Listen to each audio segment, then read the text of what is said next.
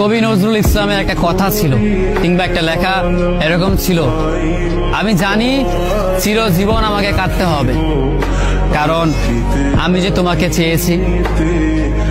আসলেই আমি যে তাকে চেয়েছি এই জন্য আমাকে সারা জীবন কাটতে হবে, কারণ আমি তাকে কোনোদিন পাবো না, আর